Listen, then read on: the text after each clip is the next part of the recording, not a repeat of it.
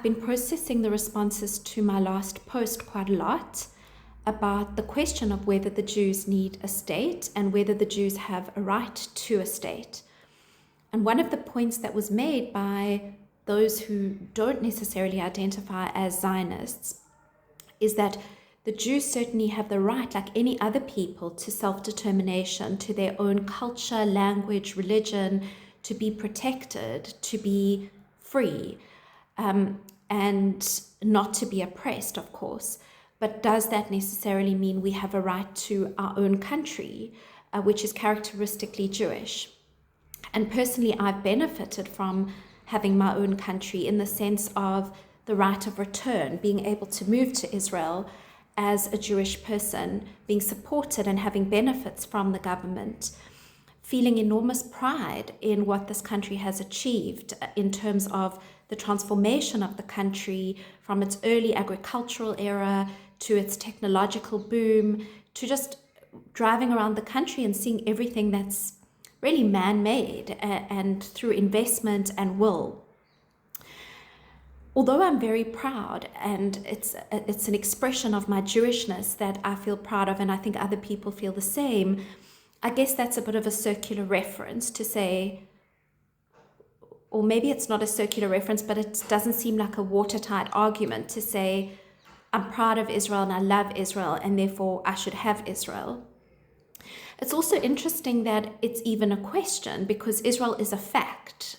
It is a fact, so why are we wanting to undo reality? There are lots of, not that Israel is necessarily problematic, but there are lots of countries that have difficult histories, and our relationship with the Arab population and the Muslim population in this country has been difficult.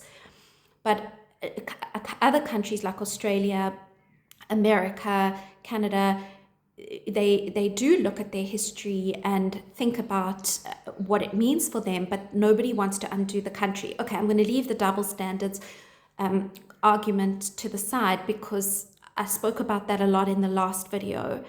But okay, so my pride and my love of Israel and of my own Jewish state maybe is not a good enough argument. Like, I really want this thing, and I'm proud of this thing and I love it, and it's an expression of my Jewishness. For some people, that seems insufficient. People say that the Jews can live a good life as a protected minority without their own state, which I've always felt to be a very compromising position, to feel like the statelessness feels very compromising. But again, I'm talking from an emotional place, which other people won't share my emotional convictions, so perhaps that's not enough. Then there's the question of, well, the Jewish people need a state because they need a place that will protect them, where there's an army and institutions where they can always find refuge because of the history of persecution, which of course is undeniable and was the original impetus for the waves of immigration to Israel at the beginning of modern Zionism. And I think even more so after the Holocaust. And following the Holocaust as well, Israel has been a place of refuge for Jews. So that is a very strong argument in favor of the Jews having their own state. But some people, and these arguments I feel are very, very disturbing, that some, I guess, more vociferous anti-Zionists say that Israel makes Jews less safe. And for me, why I find this disturbing is because it feels like it's got a flavor of victim blaming, like it's Israel's fault or the Jews' fault that they were attacked on Bondi Beach. For me, that is a very disturbing argument, but it's an argument that exists, that there is rising anti-Semitism in the wake of October 7th. There are attacks on Jews. Jews don't feel safe, even though we do have Israel. So do you then say all the Jews should move to Israel where there's an army to defend us? Or do you problematize Israel? Or other people think that anti-Semitism is just always there and it rears its head in different situations. So those are a whole other set of arguments related to whether the anti-Semitism argument is enough, that Jews need a homeland, that they need to feel secure, a place where they're guaranteed a sense of security in the world. lots of people have been compelled by this argument, but some people still refute it. The anti-Zionists are very, very incorrigible, really. You need to really be convincing. I know last time a friend said I was being condescending in my tone, so I'm mindful of that, but I guess there is a backdrop of maybe a little bit of frustration in my tone, which I acknowledge. I guess what I want to talk about now is not so much whether the Jews should have a state as the fact that the Jews do have a state. And now I want to get onto this question of one state versus two states, because arguments that people have made is that Israel should be like South Africa, the people that use the apartheid model, that say that Palestine and Israel should all be one country where we share the land, and if there's no Jewish majority, it's a democracy. It doesn't have only a Jewish character or a Jewish majority, which a lot of Zionists feel would lose the Jewish character. So this is where a lot of the argument lies. But after my last video, I picked up what has become a very seminal text in terms of understanding Zionism and the relationship between the Arab and Jewish population in this country, and that is My Promised Land by Ari Shavet, an Israeli journalist who says he's a peacenik and a leftist, and he really chronicles the relationship between Arabs and Jews from the beginning of the modern Zionism, when Jews started to arrive during the Ottoman period and then later the British period, and groups of cells of people would arrive from Eastern Europe and start to drain swamps or start to develop social institutions, welfare institutions, educational institutions, agriculture, and would start to develop the land. And the very tragic relationship with the Arab population, to some degree he describes cooperation, but he also describes the Arab population being threatened by the Zionist enterprise and also opposing the British. So he speaks about a cleric called Al-Qassam, who originally came from Syria and then moved to Haifa. We know that name from the Al-Qassam Brigades, which is a military wing of Hamas, but this man was one of the forerunners of Palestinian nationalism, and Ari Shavet writes about the riots between 1936 and 1939, spearheaded by Al-Qassam and other Palestinian nationalists, where they felt afraid that the Zionists were going to steal the land, that the British they were also opposing the British, and one of their methods was to kill Jews.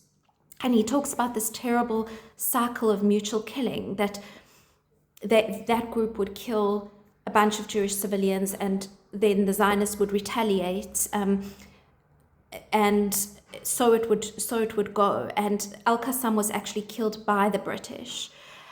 And this also caused a hardening of Jewish attitudes in terms of needing to protect ourselves from terrorism. And this is one of the problems that I have with Palestinian nationalism, is the methodology of killing civilians, of killing Jews.